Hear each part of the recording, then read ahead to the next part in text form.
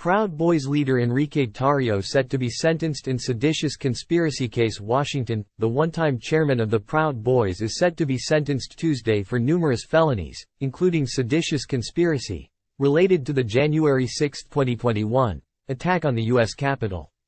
Time equals 400 Ms. Greater than his earlier sentencing date was delayed due to U.S. District Court Judge Timothy Kelly's illness. Enrique Tarrio has been in jail since his 2021 arrest and was convicted earlier this year by a Washington, D.C. jury on multiple charges including seditious conspiracy.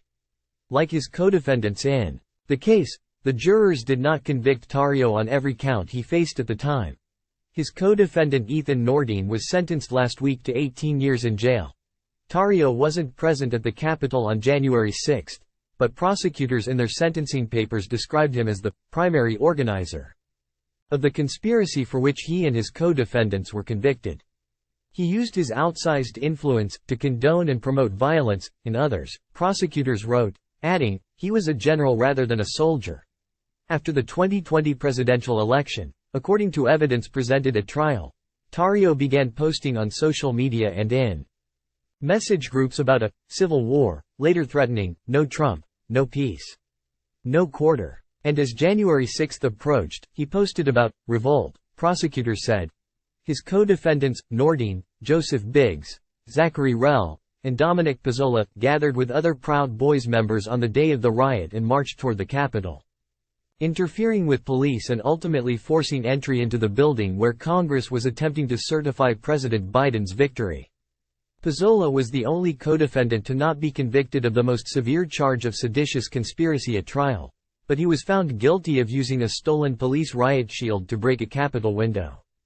Time equals 400 Ms. Greater than.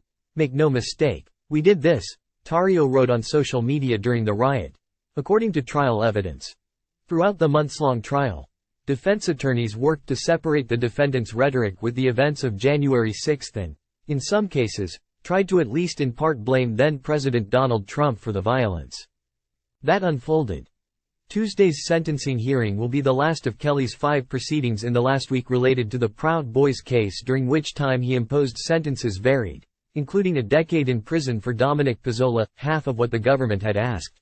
Prosecutors successfully petitioned the judge to apply a terrorism-related enhancement to the sentences, alleging the defendants retaliated against their government. Ultimately, however, Kelly did now allow such considerations to heavily affect the length of the sentences he imposed.